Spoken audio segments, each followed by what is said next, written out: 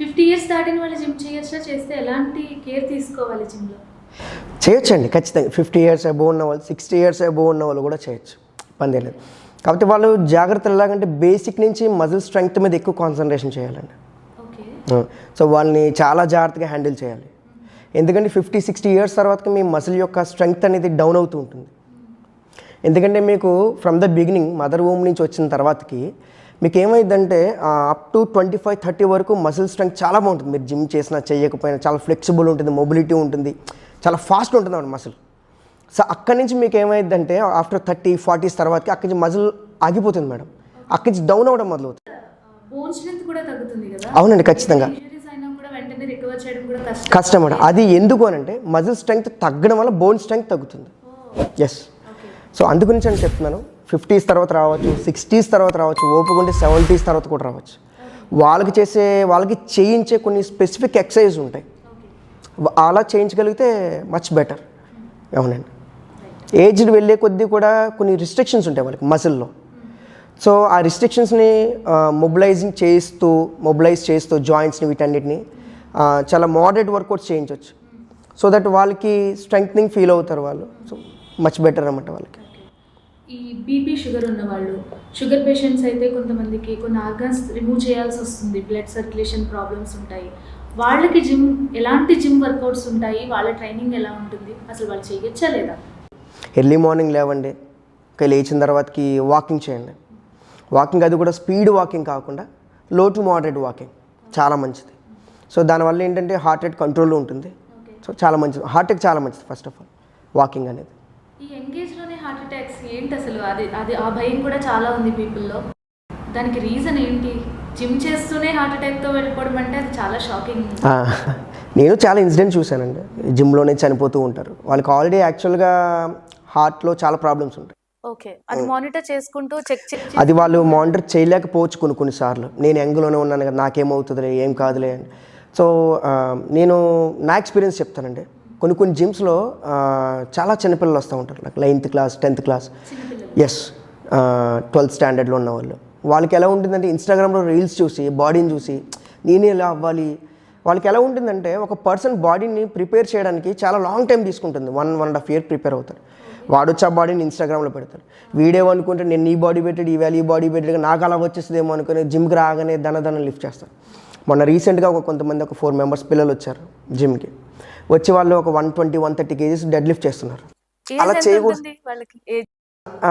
వాళ్ళందరూ 8th-9th class, 10th class ఇప్పుడు చదువుతున్న వాళ్ళు. సో అలా చేయకూడదు తమ్ముడు అని నేను చెప్పినప్పుడు వాళ్ళు ఏమన్నా చాలా కొంచెం రెక్లెస్గా చెప్తారు సమాధానం. ఎందుకంటే వాళ్ళు ఇన్స్టాగ్రామ్లో ఉన్న ఇన్ఫ్లుయెన్సర్ వల్ల చాలా ఇన్ఫ్లుయెన్స్ అయిపోతారు. అంతేగాని ఏది రైట్ ఏది రాంగ్, ఒక ట్రైనర్ ఏం చెప్తున్నాడు, ఇతను వెల్ ట్రైన్డ్, సో ఇతను చెప్పేది విందాం అని ఒక దృష్టిలో ఉండదు. సో వీళ్ళు ఏంటంటే ఎక్కువ ఇన్స్టాగ్రామ్కి బాగా ఇన్ఫ్లుయెన్స్ అయిపోతారు. ఆ బాడీ చూసి అలా అయిపోవాలి, ఖచ్చితంగా ఏదో చేసేయాలనుకుంటారు. అక్కడ ఏమీ అవ్వదు. ఓకే. సో యూట్యూబ్లో వీటిలో ఇన్ఫ్లుయెన్సెస్ చెప్పే వాటిలో కూడా ఏది నిజం, ఏది వర్కౌట్ అవుతుంది, ఏది వర్కౌట్ అవ్వదు అనేది కూడా మనము చూసుకోవాలండి. వీళ్ళు చెప్పే వాటిలో, వీళ్ళు ఇన్స్టాగ్రామ్లో యూట్యూబ్లో చెప్పే వాటిలో ఇన్ఫ్లుయెన్సర్స్ ఎస్పెషల్లీ 90% తప్పే ఉంటుంది. ఓకే. ఖచ్చితంగా వ్యూస్ కోసం, లైక్స్ అండ్ కామెంట్స్ కోసం చెప్పుకుంటారు. అందులో 10% మట్టుగా నిజం ఉంటుంది, మిగిలినంత అబద్ధమే. సరే, ఎంగేజ్లో ఫాస్ట్ రిజల్ట్స్ కోసం స్టెరాయిడ్స్ యూజ్ చేస్తున్నారు. ఆన్లైన్లో చూసి ఏది యూజ్ చేస్తే త్వరగా బాడీ బిల్డ్ అవుతుంది అనేది, అపియరెన్స్ కోసం, ఇంప్రెసివ్ అపియరెన్స్ కోసం. సో వాళ్ళకి మీరు ఇచ్చే సజెషన్ ఏంటి? దానివల్ల సైడ్ ఎఫెక్ట్స్ ఉంటాయి కదా? చాలా సైడ్ ఎఫెక్ట్స్ ఉంటాయండి. ఫస్ట్ ఆఫ్ ఆల్ ఈ యంగేజ్లో ఉన్న పిల్లలు ఏంటంటే ఏమనుకుంటున్నారంటే వీళ్ళలా బాడీ పెంచేస్తే నాకు అమ్మాయిలు చూస్తారు, అమ్మాయిలు వస్తారండి. ఎవరూ రానండి, ఎవరు రారు. మహా అయితే అంతవరకు, ఎందుకంటే నేనే ఉన్నాను. ఇప్పుడు నా బాడీని చూసి ఎవరు రారు, అబ్బాయిలు తప్ప. అరే మామ బాగుందిరా బాడీ, అరే మామ ఇది బాగుంది అన్న, చాలా బాగుంది అన్న, నువ్వు ఫైర్ అంటారు. అందుకని ఒక అమ్మాయి నాకెవరు ఇన్స్టాగ్రామ్లో ఎప్పుడు కూడా నాకు మెసేజ్ చేయలేదు ఎప్పుడు, మీ బాడీ చాలా బాగుందని. సో నేను చెప్పేది ఏంటంటే యంగ్ ఉన్న పర్సన్స్కి ఎవరైతే ఉన్నారో, టీనేజ్లో ఉన్న వాళ్ళు ఎస్పెషల్లీ వాళ్ళు అసలు ఇన్ఫ్లుయెన్స్ అవ్వద్దండి. ఖచ్చితంగా ఇన్ఫ్లుయెన్స్ అవ్వద్దు. మీ ఇన్ఫ్లుయెన్సర్ని చూసి ఏదేదో అయిపోయి అనుకుంటారు. వాళ్ళు చాలా ఇయర్స్ దాని వెనకాల బిహైండ్ వర్క్ చాలా జరుగుతుంది. అది బిహైండ్ వర్క్ మీకు తెలీదు, మీకు తెలియక వాళ్ళకి ఇన్స్టెంట్గా వచ్చిందని మీరు అనుకుంటున్నారు. సో ఎప్పుడు ఇన్స్టెంట్గా వచ్చింది కాదండి, it will take long time. And steroids వచ్చి అసలు పిల్లలు అసలు వాడకూడదండి, అసలు ఎవరు వాడకూడదు స్టెరాయిడ్స్ అంటే. మీకు ఎలాగుంటుందంటే మీకు ఇన్స్టెంట్ అనమాట అది. ఇన్స్టెంట్ వల్ల మీకు ఏమైందంటే హార్ట్ ప్రాబ్లమ్స్ వస్తాయి.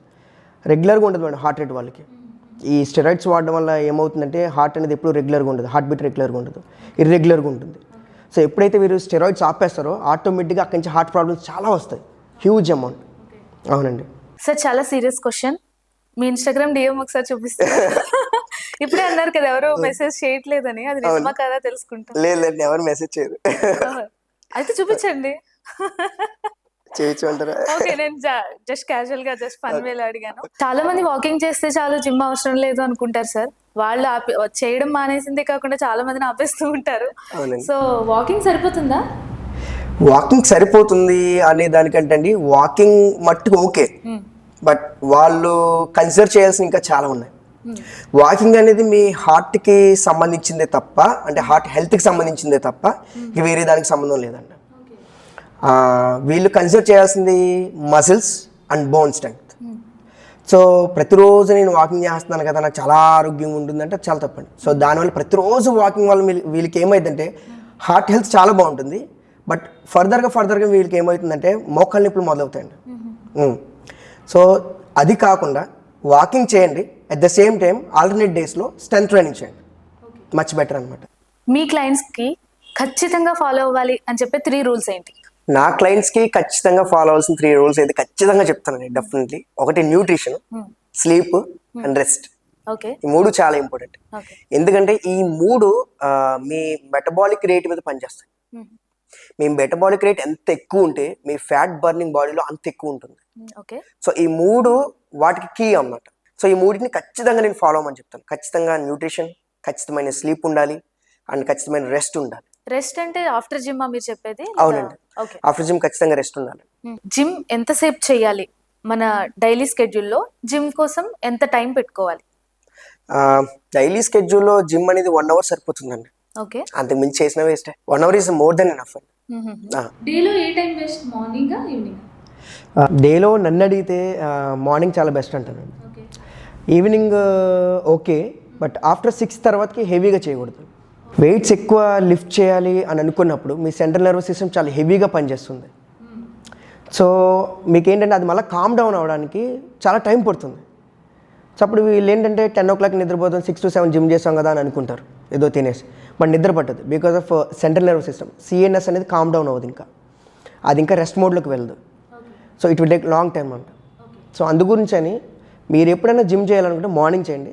ఒకవేళ ఈవినింగ్ కుదురుతుంది, నాకు మార్నింగ్ కుదరదు అనుకుంటే లో టు మోడరేట్గా చేయగలిగితే చాలా మంచిది. మీ బెస్ట్ వర్క్ ఎక్స్పీరియన్స్?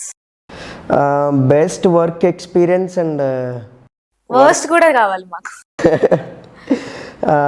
క్లయింట్స్ కొంతమంది చాలామంది పర్ఫెక్ట్గా ఉంటారండి. నేను ఎలా చెప్తే పొజిషన్, పోస్చర్, ఫామ్, ఎంత వెయిట్ చేయాలి, ఇంత వెయిటే చేయండి, సో స్కెడ్యూల్ ప్రకారం తీసుకువెళ్తాను. సో వాళ్ళు అలాగే చేయగలుగుతారు, అలాగే చేస్తారు కూడా, నేను చెప్పింది వింటారు. కొంతమంది క్లయింట్స్ ఎలా ఉంటారంటే నాకు కొంచెం భయం వేస్తుంది వాళ్ళు చూస్తే, అసలు ఎందుకు ఒప్పుకున్నాను రా బాబు వీళ్ళకి చెప్పడానికి అనిపిస్తుంది. వాళ్ళు ఏంటంటే వాళ్ళు సొంతంగా ప్రిపేర్ అయిపోతుంటారు, బయట ఎక్కడెక్కడ యూట్యూబ్లో ఏవో చూసేయడం వచ్చి నా మీద రుద్దుతూ ఉంటారు అవన్నీ. సో చెప్పింది వాళ్ళు వినరు. సార్ 5 kg సరిపోతుంది సార్, మనం ఈ స్కెడ్యూల్ ప్రకారం ఎలాగే వెళ్ళాలి, ఇంతకు మించి చేస్తే మీకు ఇబ్బంది అవుతుందని చెప్పి 10 kg వెళ్ళిపోతాం, 12 kg వెళ్ళిపోతాం, మనం లేపేస్తున్నాం కదా, ఏం కాదు అంటారు. సో ట్రైనర్ మాట వింటారు అన్నమాట. సో అటువంటి టైంలో నాకేంటంటే వాళ్ళు ట్రాన్స్ఫర్మేషన్ అనేది నాకు చాలా క్రిటికల్గా అనిపిస్తూ ఉంటుంది, నాకు కొంచెం చాలా ఇబ్బందిగా ఉంటుంది. అది చాలా వర్స్ట్ అనమాట నాకు. నాకు చాలా కోపం వస్తుంది ఆ టైంలో, కానీ ఆ కోపాన్ని నేను ఎక్స్ప్రెస్ చేయలేను వాళ్ళు. సో కంప్లీట్గా మీకు సరెండర్ అయితే వాళ్ళకి బెస్ట్ రిజల్ట్స్ వస్తాయి ఖచ్చితంగా, డెఫినెట్లీ. బాడీని అనేది ఒక శిల్పికి సరెండర్ చేస్తే, ఐ మీన్ లైక్ ఇప్పుడు ఒక శిల్పి ఉన్నాడండి, ఒక స్టోన్ ఇచ్చామంటే ఇంత టైం పడుతుందని చెప్తాడు, మనం ఆ టైం వెయిట్ చేయాలి. నాకు ఇలా కొట్టి, అక్కడ కొట్టి, ఇక్కడ కొట్టి అంటే అనుకున్న శిల్పి రూపంలో రాదు అది. సో నేను కూడా అంతే.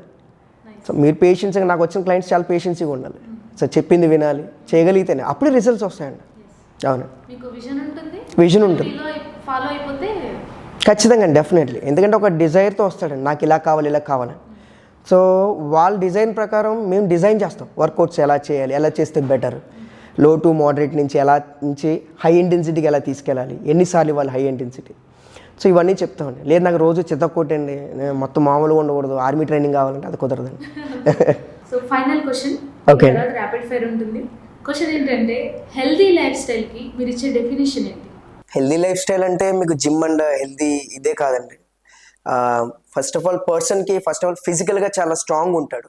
ఓకే, సో ఫిజికల్గా స్ట్రాంగ్ ఉన్నవాడు మెంటలీ చాలా స్ట్రాంగ్ అవుతాడు. రైట్. సో వాడి ఆలోచన విధానం చాలా బాగా మారుతుంది. సో ఇది తన లైఫ్ స్టైల్లో సక్సెస్కి చాలా దోహదపడుతుంది.